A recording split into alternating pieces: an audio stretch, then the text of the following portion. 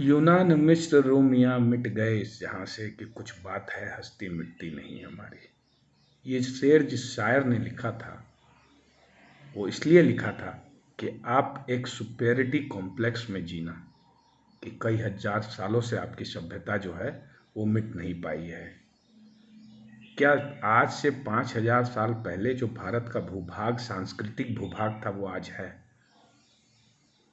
क्या सन 1947 में जो भारत था आज वो भारत है? लाहौर दे दिया, ढाका दे दिया, कराची जैसे शहर दे दिए। क्या वहां पर भारतीय संस्कृति का मूल रूप से कोई एक परिचय दे सकता है इन शहरों में? और आज ये सबसे गलत शेर लिखा गया है ताकि आप सुपेरिटी कॉम्प्लेक्स में रहो। भारत एक भूभाग नहीं है, भारत एक मातृ शक्ति का परिचय है। इसलिए मातृ शक्ति की वंदना हम भारत माँ के रूप में करते हैं।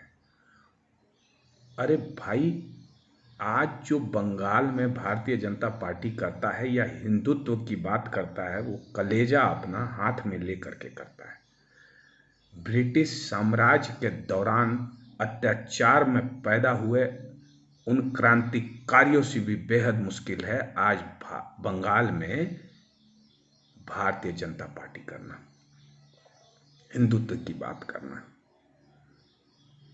मैं बात नहीं करूंगा, मैं 60 साल जो बीते कांग्रेस के जो कालखंड है मैं उस पर बात आऊँगा, लेकिन एक बात बता देता हूँ। कांग्रेस जो ये कहती है ना कि हम संविधान को बचाने चले हैं, तो भाई 1974 में जो 42वां अमेंडमेंट था जिसके तत्परिणाम देश में इमरजेंसी लगाई गई थी, उस कमिटी में कितने लोग थे?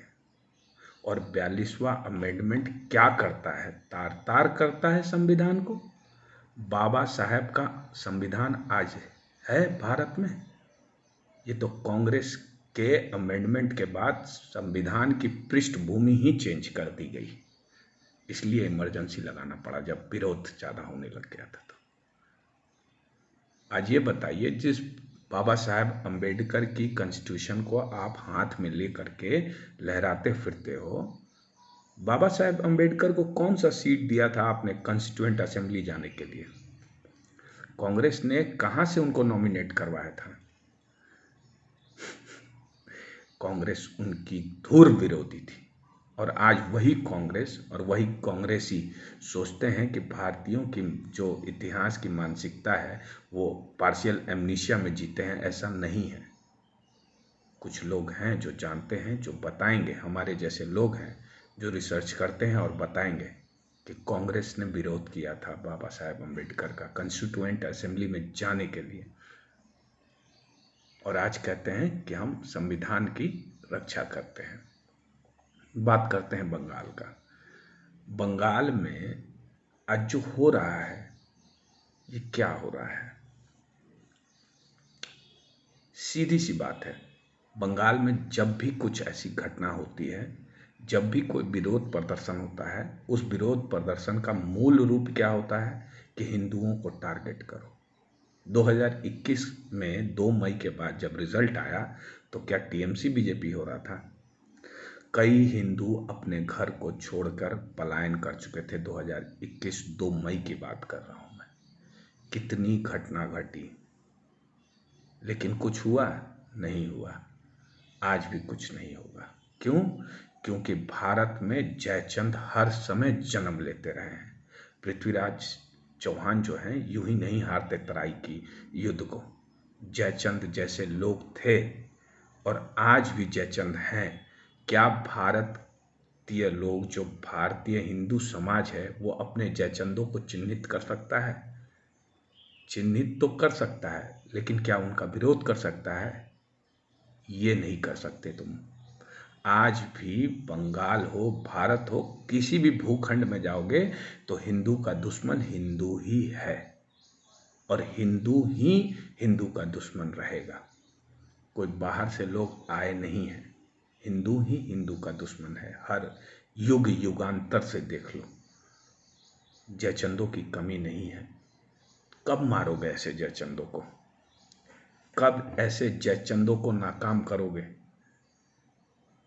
जब भारत का भूखंड भूभाग जो है, जिसको तुम मातृत्व शक्ति देते हो, माँ की वंदना करते हो, आज वो माँ के हाथ में, पाँव में बेड़ी फिर से लगी हुई है और ये कल्पना करते हो कि हम आज़ाद हैं। इन बेड़ियों को काटना होगा, स्वराज के लिए फिर से लड़ना होगा। कई चंद्रशेखर आज़ाद बनाने होंगे, कई खुदीराम बोस बनाने होंगे, कई सुभाष चंद्र बोस बनाने होंगे, कई भगत सिंह को जिंदा करना होगा, तब जाके ये बेड़ी कटेगी। क्योंकि गोरे साहब चले गए और भूरे साहब को यहाँ का लोकतांत्रिक अधिकार दे के गए। और ये भूरे साहब जो हैं, ये जो जयचंद हैं हमारे सोसाइटी में, इन्होंने ये ओवर कॉन्फिडेंस पाल लिया है कि ये आजीवन आमरण अमर हैं और ये हमारी सत्ता पर बने रहेंगे। जब से ये कॉन्सेप्ट आया डेमोक्रेटिक नेशन का, तो मेजॉरिटी को क्या किया जाए, मेजॉरिटी से वोट लिया जाए, सरकार गठन किया जाए और मेजॉरिटी के विरुद्ध में लेजिस्लेशन बनाया जाए। कब आवाज निकालोगे? अब आवाज निकलनी चाहिए।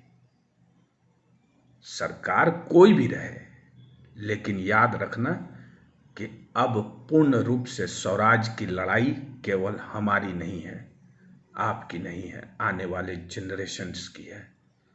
क्या सौगात दे के जाओगे? था कलकत्ता भी हमारे देश में एक शहर था, ऐसा बोलोगे क्या? कब तक?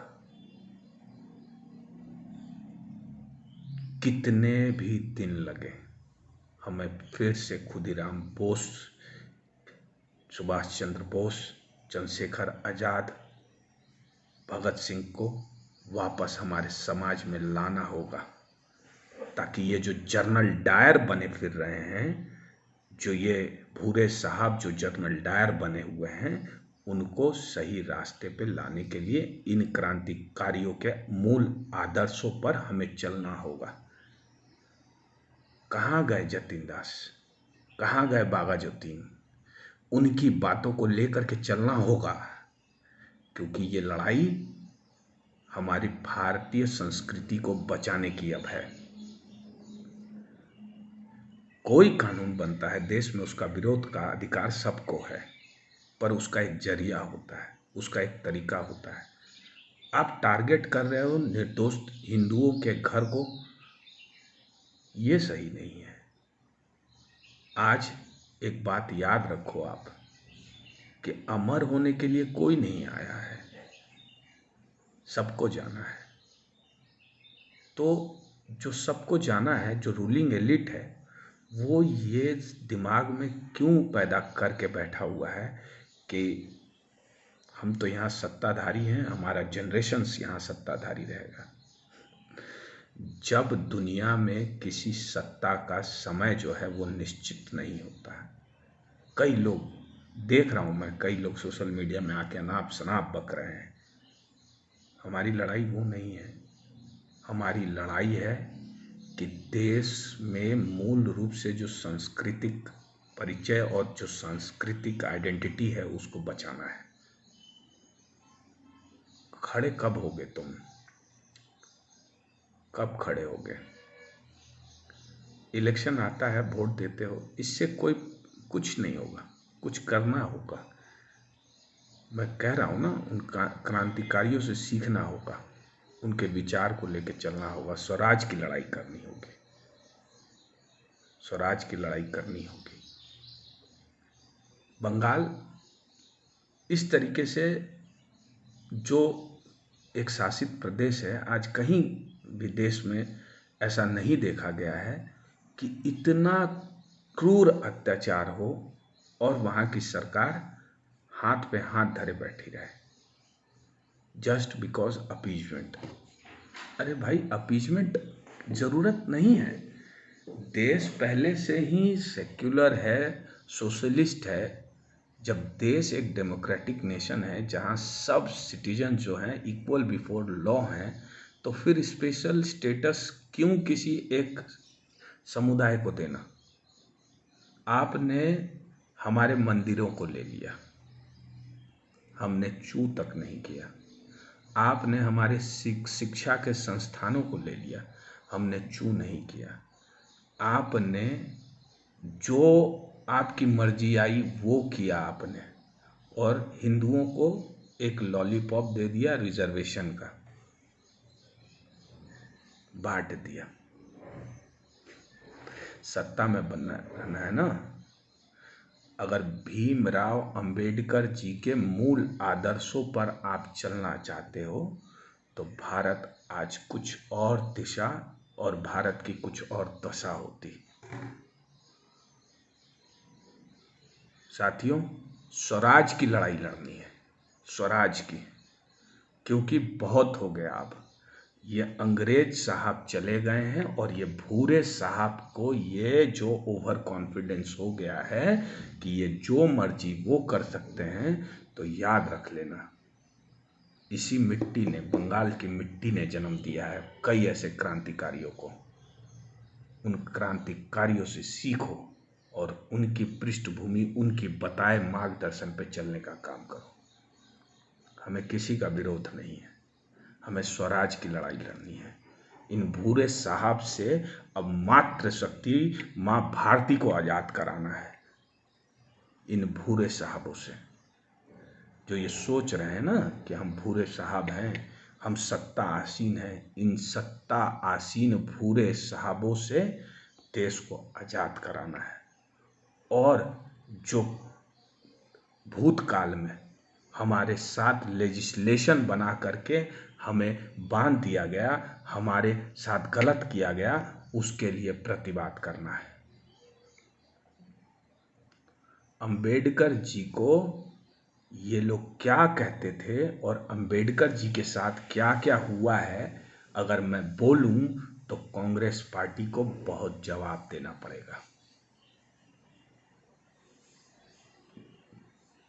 स्वराज हमारा मूलभूत अधिकार है और इस अधिकार की लड़ाई आज से शुरू है।